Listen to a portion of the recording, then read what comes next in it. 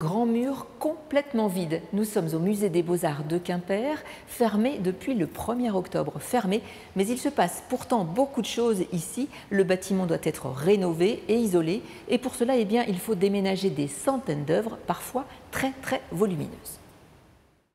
C'est un chantier inhabituel et forcément périlleux. Installer une nacelle à 6 mètres de haut à côté d'une peinture du XVIIe siècle, ça donne quelques frissons.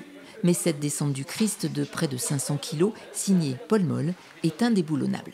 L'option a été choisie de faire un stockage sur place, du fait que c'est un très grand format. Les couloirs, les escaliers sont assez restreints pour un format comme ça, donc du coup il aurait fallu le désencadrer, rouler la toile. Les œuvres n'aiment pas être roulées en général. Donc on fait un stockage avec un Tivex, qui est un tissu très spécifique aux conservations des œuvres d'art. Depuis l'automne, le musée est sans dessus-dessous et tous les agents mis à contribution. On peut croiser Sébastien, responsable de la sécurité, un tableau sous le bras. Les œuvres sont mises à l'abri dans des caisses spécialement conçues pour l'occasion.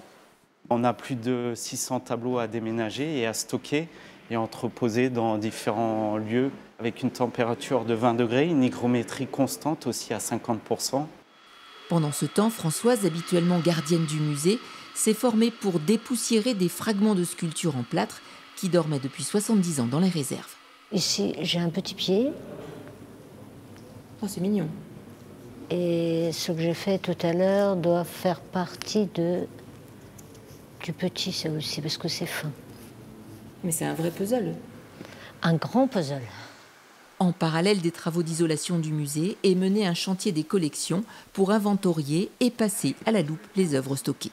On va pouvoir les déplacer et les faire ce qu'on appelle aussi le récollement, qui est un récollement décennal obligatoire pour tous les musées de France.